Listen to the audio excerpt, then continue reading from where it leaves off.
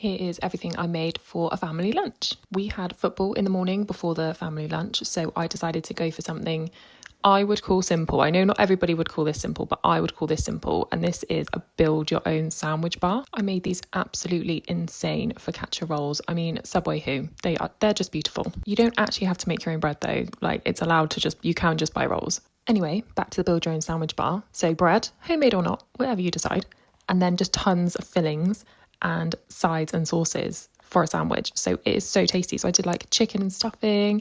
We had tomato and basil and balsamic, loads of cheese, bits and picky bits too.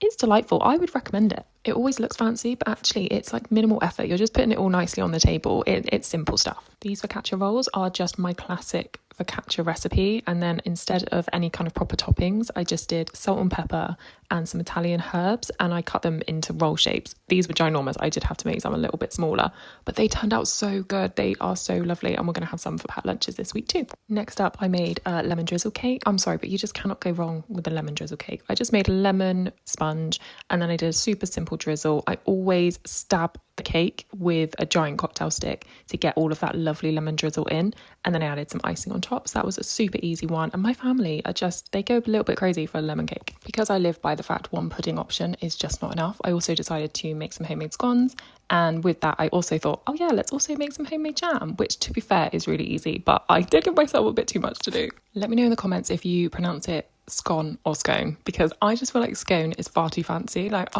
People would look at me funny if I spoke that fancy, but I am a scone person.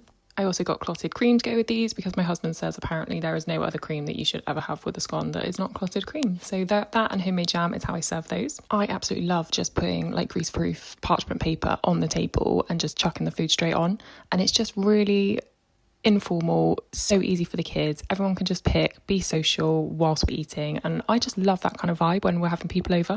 I feel like it's perfect for the build your own sandwich vibe I was having going on, so everyone really enjoyed that and it was so lovely to see them. My dad bought my boys Nerf guns and about 200 bullets. So what you didn't see in this video of my lovely, very pretty build your own sandwich table was me getting shot about 20,000 times with Nerf bullets. So that is mum life, hey? I'd also made brownies for the boys' football the night before, so I did a few extra of those too. So there was actually 3 desserts on this table because clearly I'm not busy enough already. Anyway, love you, bye.